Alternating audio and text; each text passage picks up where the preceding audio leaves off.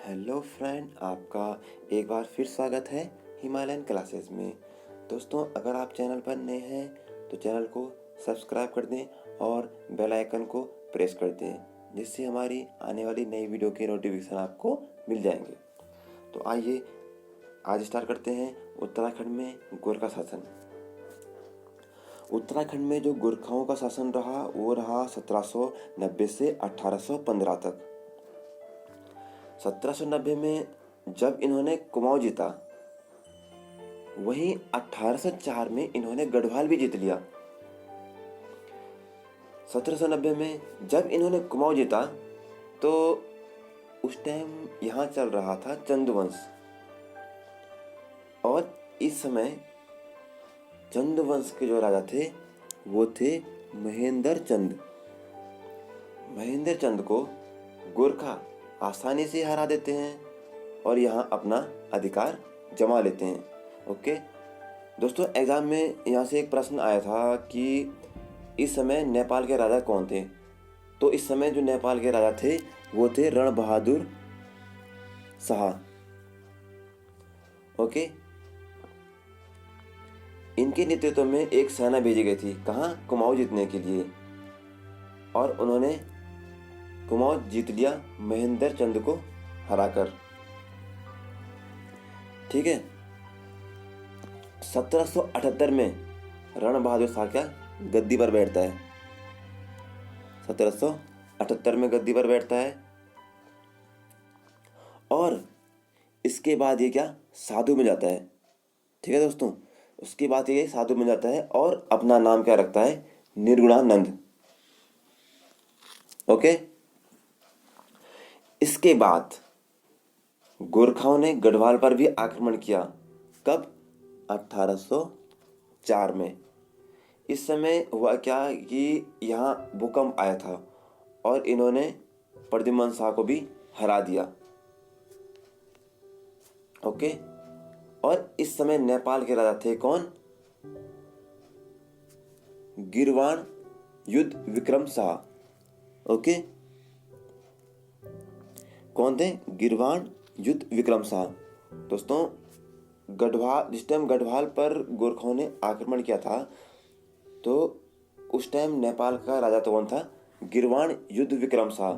और जब कुमाऊं पर क्या था तो उस टाइम था रण बहादुर शाह। ओके, और जो गिरवाण युद्ध विक्रम शाह थे ये रण बहादुर शाह के ही पुत्र थे। ओके, और इन दोनों युद्धों में गोरखाओं का जो साथ दिया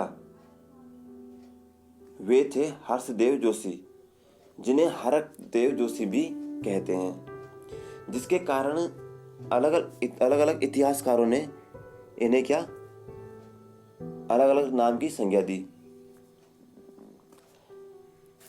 ओके, एटकिंसन इन्हें क्या कहते हैं? स्वार्थपूर्ण व देशद्रोही। क्यों कहते हैं?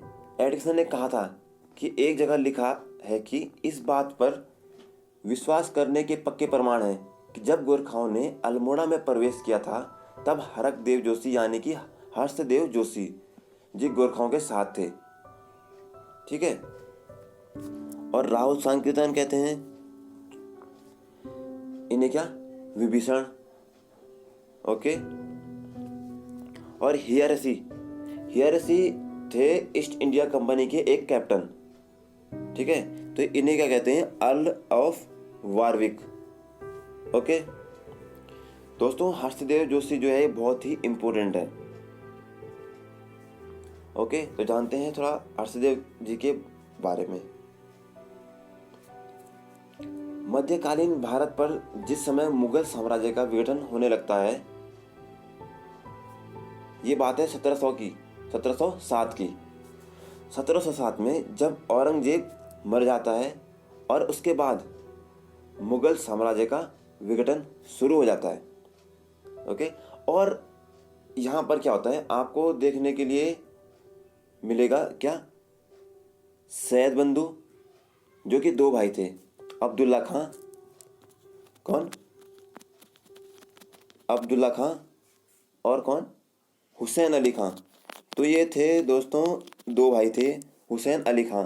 तो इन दोनों ने किया ये कि इन्होंने कई राजाओं को गद्दी पर बैठाया और उतारा भी। तो जिस कारण इन दोनों को क्या कहा गया, किंग मेकर। ठीक है, इन्हें कहा किंग मेकर कहा गया। तो ध्यान रखना कि किंग मेकर किसे कहा जाता है। ठीक है, पेपर में आ सकता है कि किंग मेकर किसे कहा जाता है। तो ये है कौन, आपके सैयद बंधु। कौन, अब्दुल्ला खां और हुसैन अली खां। ठीक है, ठीक उसी प्रकार उत्तराखंड में भी भूमिका किसने निभाई, हर्षदेव जोशी ने। हर्षदेव जोशी ने उत्तराखंड में भी कई राजाओं को गद्दी पर बैठाया और उतारा भी। इसलिए हर्षदेव जोशी को उत्तराखंड का किंग मेकर भी कहा जाता है, और हिंदी में बात करें तो राज्य निर्माता। ठीक है, एक बात ध्यान रखें कि एक है हर्षदेव ओली। ठीक है, हर्षदेव ओली है, एक ओली है। ठीक है, इन्हें क्या कहते हैं, काली कुमाऊं का शेर। और हर्षदेव जोशी को कहते हैं कुमाऊं का चाणक्य। ठीक है दोस्तों, पेपर में आ सकता है। इसके अतिरिक्त हर्षदेव जोशी का, इन्हें क्या, कुमाऊं का शिवाजी भी कहते हैं। किन्हें, हर्षदेव जोशी को कुमाऊं का शिवाजी। तो याद रखें कि हर्षदेव ओली अलग है और हर्षदेव जोशी अलग। अब आपको मैं एक फैक्ट की बात बताऊं तो जो हर्षदेव जोशी के पिता हैं उनका नाम था शिवदेव जोशी। ठीक है, और दूसरा फैक्ट ये है कि कुछ इतिहासकार जो थे उन्होंने हर्षदेव जोशी की तुलना इटली के एक कूटनीतिज्ञ हैं जिनका नाम है मैकियावेली। ठीक है, तो इन्होंने हर्षदेव जोशी की तुलना मैकियावेली से की है। ठीक है दोस्तों वीडियो आपको कैसी लगी कमेंट करके बताएं, और वीडियो को लाइक और शेयर